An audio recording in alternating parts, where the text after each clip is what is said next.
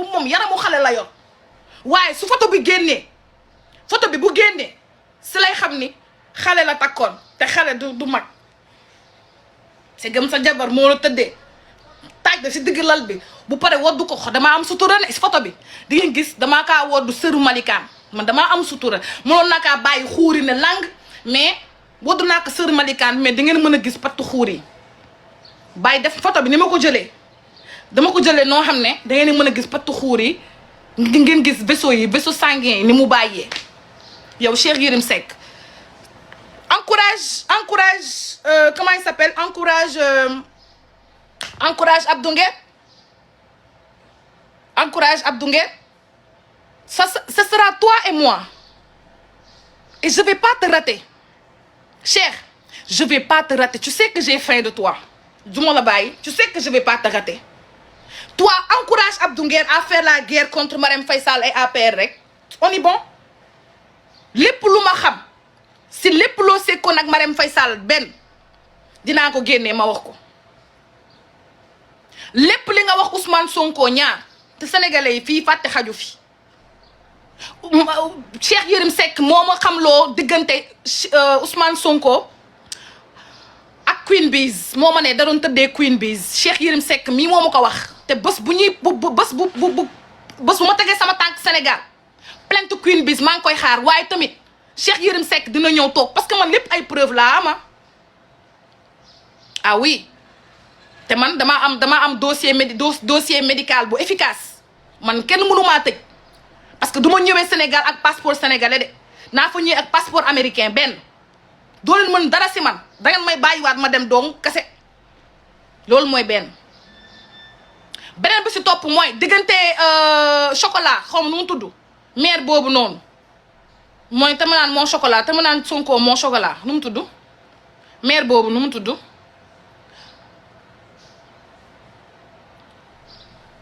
nu mu tudd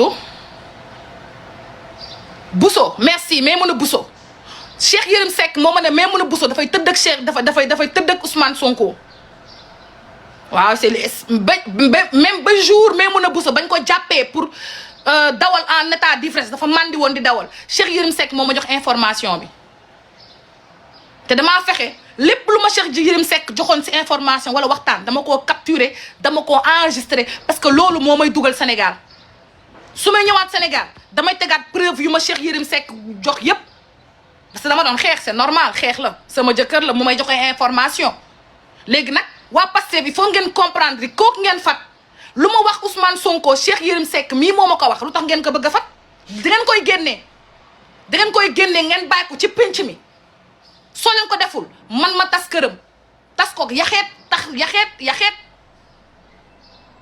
ko yaxeet ndax li ma xam dafa bëri te Cheikh Yérim Seck mag la te mag attanul coowu kër mag moom boo bëggee mu génn kër gi rek coowu kër te coowu kër moom réseaux sociaux yi si gën a gaaw li ma def bergane laa lay def nee naa la tu es très petit pour jouer avec moi tu es très très petit Cheikh Yérim Seck tu es un escroc tu passes ta vie à escroquer c'est pour ça que je dis c'est à cause de ces intellectuels-là ces soi-disant intellectuels-là fourbes fourchus tordus que la société ne veut plus faire d'efforts la jeunesse n'en a marre les jeunes on en marre de ce problème-là les jeunes n'en peuvent plus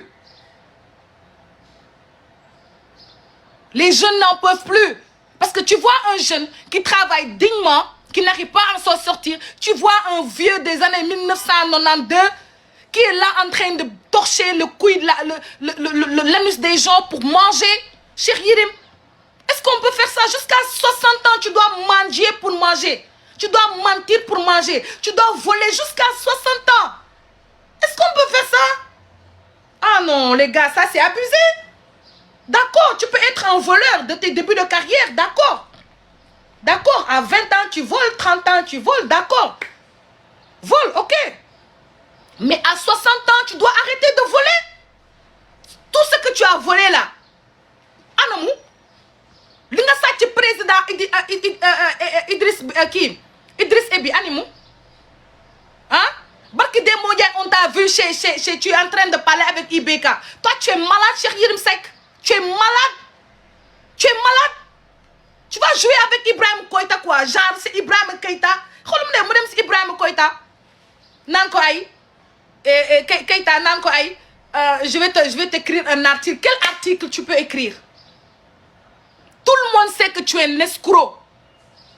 Si c'était moi, Ibrahima Keïta, là, j'allais te frapper, chercher les Burkinabés, on allait te frapper, te chigoter.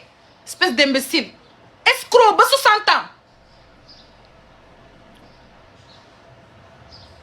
Hein?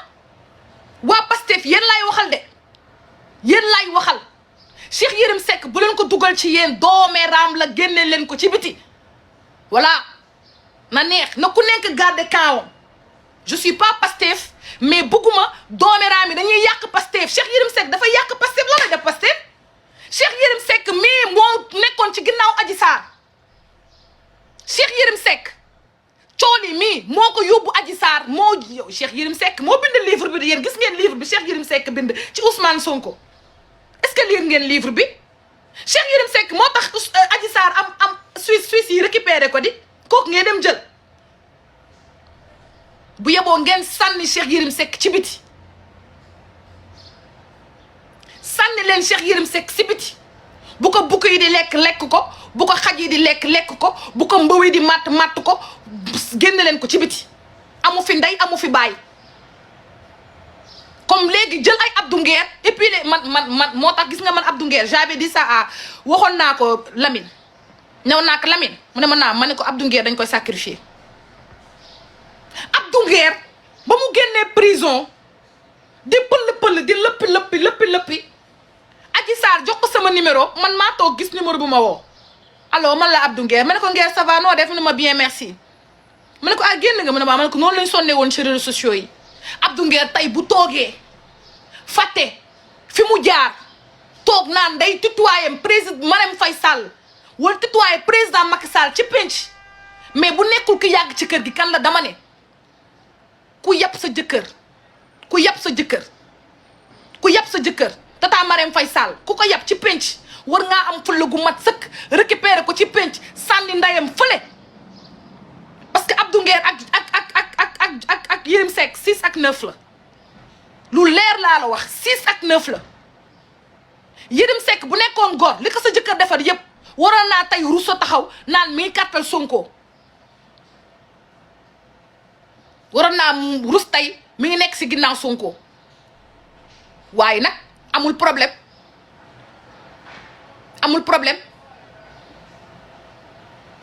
parce que en fin de compte Sonko ak Yérim Seck benn lañ di amul problème ndax lu dagg morom ba lay fekki amul problème Sonko lu mu doon violeur ku ko atte du sunu état sunu justice Yérim Seck lu mu doon violeur ku ko atte sunu état sunu justice waa léegi violeur bu ànd ak violeur lu si problème bi amuñu problème violeur yi nañ ànd mais président Macky Sall ak Marème Faye yéen randu leen nii ngeen nekk fële si ginnaaw toog leen fële ngeen bàyyi violeur yi ànd ak violeur Cheikh Yérim Seck dafa def lu mu war a def li mu war a def dong la def xool mbokku violeur am ba mu ñëw ànd ak moom loolu du problème mais nag man na génn entourage président rek man loolu mooy sama problème tant que Cheikh Yérim Seck génnul entourage président ak Marème Faye Sall duñ jóge ci problème yii ah les gars duñ jóge ci yii ah duñ jóge ci man nag aw ma temps bu may perdre si Abdou Nguer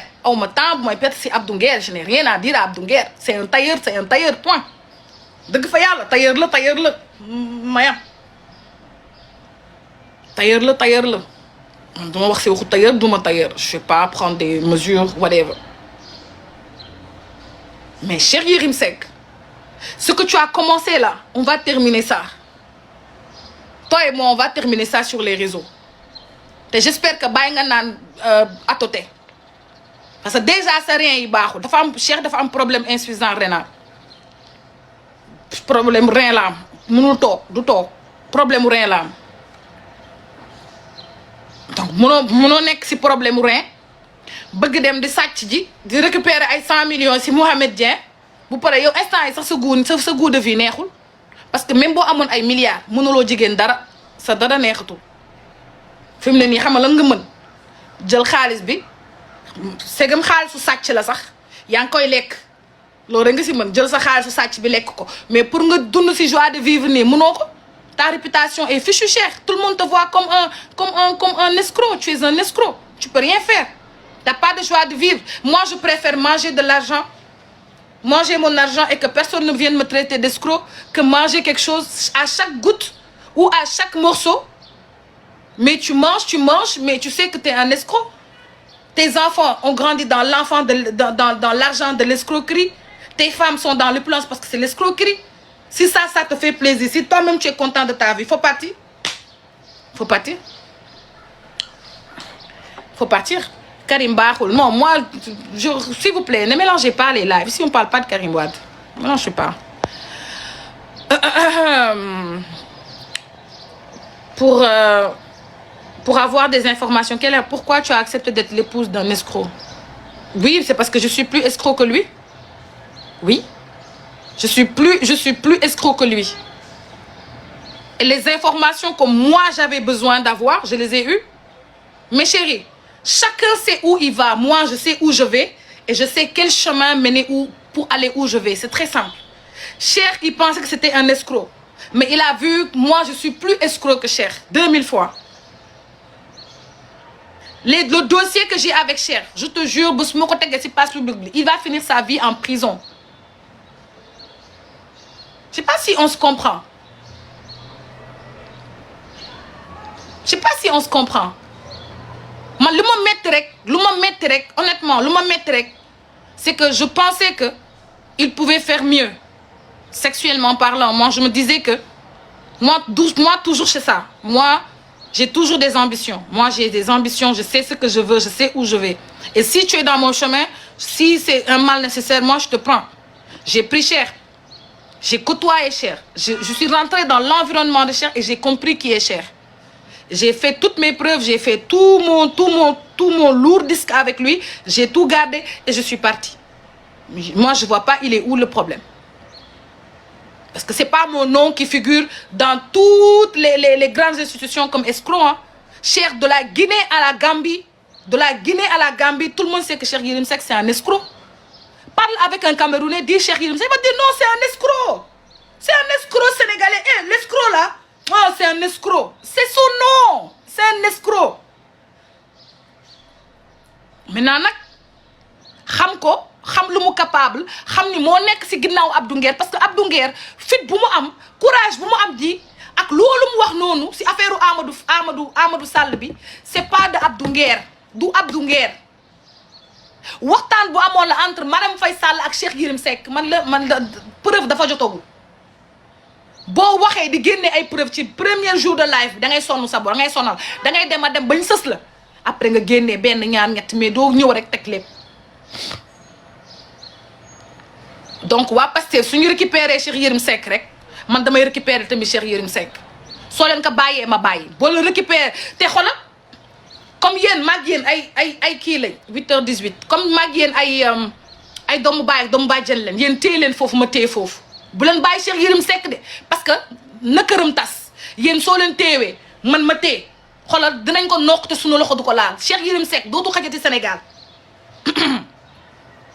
yéen téye leen foofu ma téye fii jël leen Cheikh Yérim Seck ngeen sang ba mu set dugal seen kër man ma génn di wër sama yat di jël sama yat di wër Cheikh Yérim Seck dina génn day génn parce que instant yi nii problème mu Bamba Ndiaye rek ngeen xam mais waxaguma ba tey Bamba Ndiaye SA te mu nekk te mu am showroom boobu Bamba Ndiaye milliardaire waxaguma kan la doon njaaloowal ak fan la doon njaaloowee ak moom wax naa la ki ko jàpp Cheikh Yérim Seck moo yoroon dossier boobu jox ko Ndiaw Fall ñu lekk ci Bamba Ndiaye 100 millions léegi man ki mu doon njaaloo dinaa génnee photo Bamba Ndiaye SA dinaa génnee photo ñoom ñaar ñëpp ma teg seen photo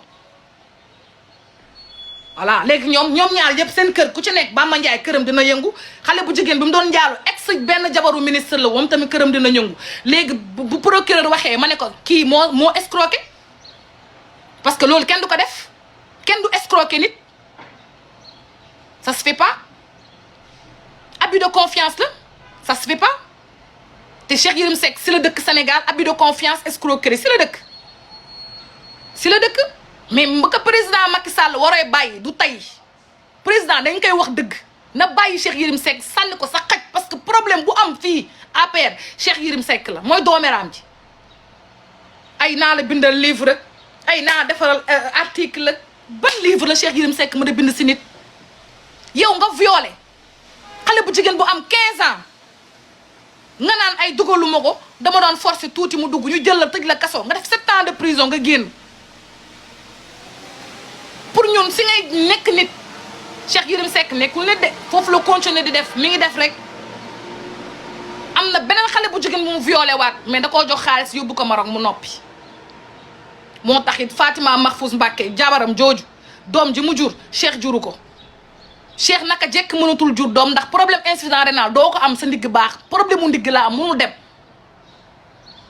alcool yi nga doon naan nag li nga doon def yépp sa temps booy moo jàpp sa ndigg yi fattu ko dëgg fa yàlla yow loolu nga war a régler dem faju ji dindi sa problème mu ndigg bi insuffisance rénale bii xool ku la mën a defal greffe de rein te nga bàyyi nit ñi te nga bàyyi Abdou Nguer mii ngay pompé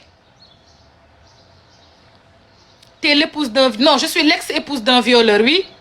Mais il m'a pas violé. Moi, il m'a épousé. Est-ce qu'il est malade? Est-ce que votre cher Yérim Seck là, il est malade? Moi, quand tu me regardes, tu vas me violer où? Mais tu vas m'épouser. Si tu m'épouses pas, tu vas faire quoi? Toi, tu es malade. Oui, je suis l'ex-femme d'un violeur. Oui. Et après? C'est moi je viole ou bien c'est lui qui viole? Ah.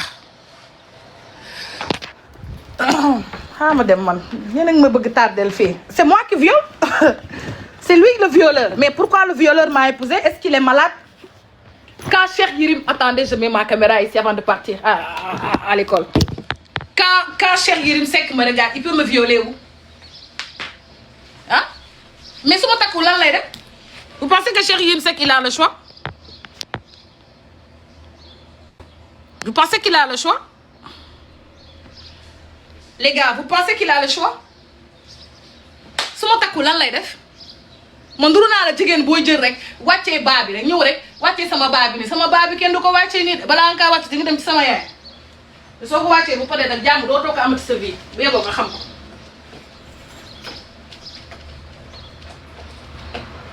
nekk fi naan ma ay tu es l'épouse d'un violeur tu es l'épouse d'un violeur oui. ma jël lii dem maa ngi tardé sax non mais tu es l'épouse d'un violeur oui bien sûr c'est sa carrière de violeur qui est là est-ce que c'est mon problème